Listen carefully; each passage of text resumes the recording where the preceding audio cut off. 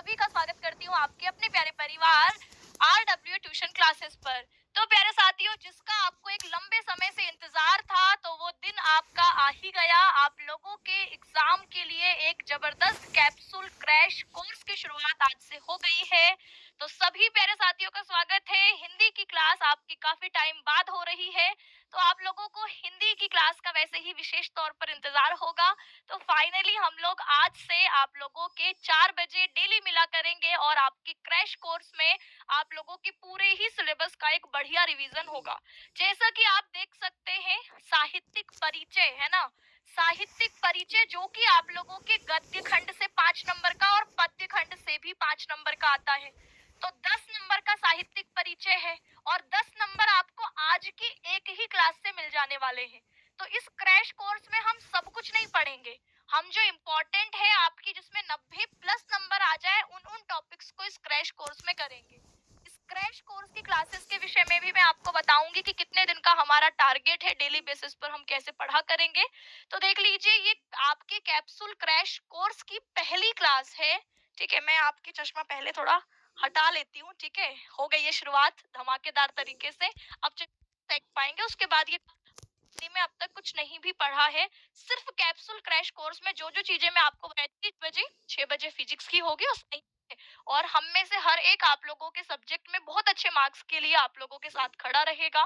पूरी टीम आपके साथ खड़ी रहेगी।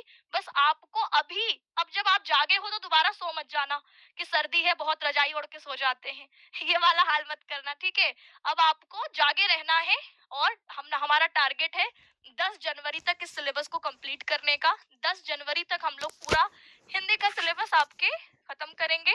ठीक है, 40-45 क्लास होंगी और 40-45 क्लास एग्जाम ओरिएंटेड, हर एक चैप्टर को याद करवाने पर, क्योंकि सिलेबस तो आप लोगों परिचित होंगे, बहुत सारे ने सबने क्लासेस भी कंप्लीट कर रखी होंगी लेकिन याद नहीं है। तो यहाँ इस क्रैश कोर्स का मेन मोटिव है कि आपको अब चीजें याद हो ताकि एग्जाम में आप लिख पाए। ठीक है, इस पर बेस्ड ये हमारा सिलेबस रहने वाला है, जिसमें हमने पहले ही टॉपिक की शुरुआत साहित्यिक परिचय से की है, क्योंकि बहुत इंपॉर्टेंट टॉपिक है, 10 नंबर में आता है, तो इस टॉपिक को हम छोड़ नहीं सकते। तो आज की इस क्लास में हम साहित्यिक परिचय को ऐसे करेंगे कि आपको क्लास में ही याद हो जाए। एक बार सेशन को शेयर कर दो। ठीक है, यही शुरुआत की 2 क्लासेस है जिसमें हम आप लोगों को शेयर करने के लिए बोलेंगे, क्योंकि हम चाहते हैं कि अगर RW आपके कोई चीज लेकर के आ रहा है तो हम चाहते हैं कि गांव में जो दूर दराज किसी गांव में बैठा बच्चा है जो बहुत भारी भरकम फीस नहीं दे सकता, स्कूल नहीं जा पाता, घर के काम अपने माता पिता का हाथ बटाना होता है ना, बहुत सारी चीजें हैं, बच्चे पढ़ नहीं पाते, तो अब एग्जाम टाइम पे उनकी चिंता बढ़ी रहती है और फिर दोबारा उनके पास 12वीं का मौका थोड़ी आएगा। तो कम से कम अगर क्लासेस चल रही हैं तो उन तक पहुंचाएं आप लोग, ऐसी आप लोगों से विनती है। ठीक है, आप हम लोगों को जो है बड़ी दीदी बड़े भैया कहते हैं, तो इतनी बात तो आप मानेंगे। हम लोग कहते हैं कि भाई शुरुआत की 2 क्लासेस हम आपसे ये नहीं कह रहे उनसे बोलो कोर्स परचेज करें, आप बस उनको शेयर करो कि वो पहली दूसरी क्लास देखें, उनको अगर अच्छा लगता है तो वो आगे फिर आपके उनको कोर्स लेना होगा तो वो लेंगे, उनको फ्री में पढ़ना होगा यूट्यूब से तो यूट्यूब पर पढ़ेंगे, पर एटलीस्ट उन तक क्लास पहुंचे तो सही। यूट्यूब पर भी बहुत सारा कंटेंट है, तो इसीलिए आप लोगों को पहली और दूसरी क्लास में क्लास शेयर करने के लिए बोला जाएगा। तो कृपया बिना बोले, है ना, हमारे बोलने की जरूरत ही ना पड़े, उससे पहले आपके व्हाट्सएप, इंस्टाग्राम, फेसबुक, जो जो सोशल मीडिया प्लेटफॉर्म है ना आप लोग यूज करते हैं, जेन जी है ना आप तो जो जो यूज करते हैं, वहां वहां तक आप लोगों का ये जो क्लास है उसको शेयर कर दीजिए। उसके बाद में आज के सेशन को बढ़ाऊंगी आगे। और क्लास में आ गए हो तो लाइक भी कर सकते हो क्लास को, लाइक है ना, क्योंकि जीएसटी एक्स्ट्रा तो नहीं मांग रही होगी जी क्लास को लाइक करने में, या बोल रहे हैं कि एक्स्ट्रा पैसे लगेंगे क्लास में लाइक करने के, ऐसा तो कुछ नहीं है ना। तो भैया एक ही बार करना है उसको, 2 बार नहीं, 2 बार करोगे तो वो लाइक वापस चला जाएगा।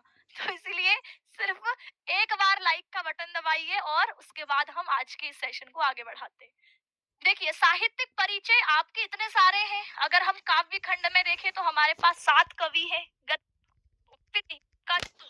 अगर शिक्षा, उनकी रचनाएं सामाजिक राजनीतिक मुद्दों पर आधारित होती थी। इन्होंने हिंदी साहित्य को एक नई दिशा दी, सब में चल जाएगा, जिससे उनके समकालीन साहित्यकारों और पाठकों पर उनका प्रभाव पड़ा। सब में ये सेम लाइनें चलेंगी। प्रमुख रचनाएं मैं अभी ट्रिक से याद करवाऊंगी, सारी आपको जो रचनाएं हैं वो क्लास में ही याद भी हो जाएंगी। ठीक है, और मेरी ट्रिक आपको पता ही है कि आप कहते हो ना कि आप एक फिल्म बनाओ, क्योंकि आप जो है कहानी बहुत अच्छी बना लेती है जिससे हमें याद हो जाता है। तो अभी हम सारी रचनाओं को कहानी जोड़ करके सारी रचनाओं की ट्रिक भी देख लेंगे, तो सारी रचनाएं अभी याद हो जाएंगी। जन्म तिथि और निधन का वर्ष भी याद हो जाएगा। तो ये पैटर्न आपको रचनाओं का जन्म तिथि, जन्म स्थान, निधन इसकी चिंता नहीं करनी, ये तो अभी करवा दूँगी मैं क्लास में साथ के साथ। बस ये लिख कर के प्रैक्टिस आपको करनी पड़ेगी। तो 3-4 रचनाओं के नाम और फिर उसके नीचे एक लाइन लिख देनी है कि हिंदी साहित्य में इनकी रचनाएँ मील का पत्थर मानी जाती है। इन रचनाओं ने समाज को एक महत्वपूर्ण योगदान दिया, साहित्य को एक महत्वपूर्ण योगदान दिया। क्या आप जेईई और नीट की प्रिपरेशन करना चाहते हो लेकिन फीस को लेकर थोड़ा कंसर्न हो तो बिल्कुल भी चिंता मत करो। भाषा शैली आर्ट्स वाले जो बच्चे हैं उनके लिए ये जरूरी होता है, लेकिन जो हमारे कॉमर्स या साइंस वाले बच्चे हैं उनके लिए ये पॉइंट जरूरी नहीं है, तो वो इसको छोड़ भी सकते हैं।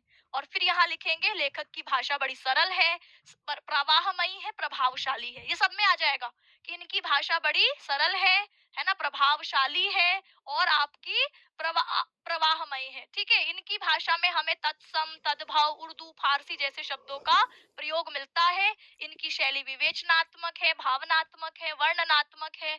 उनकी रचनाएं पाठकों के हृदय पर गहरा प्रभाव छोड़ती थी। ये सब में सेम। और निष्कर्ष अंत में आता है, इसमें भी सेम लाइनें हैं कि आपके लेखक का नाम हमने बदल दिया, बाकी से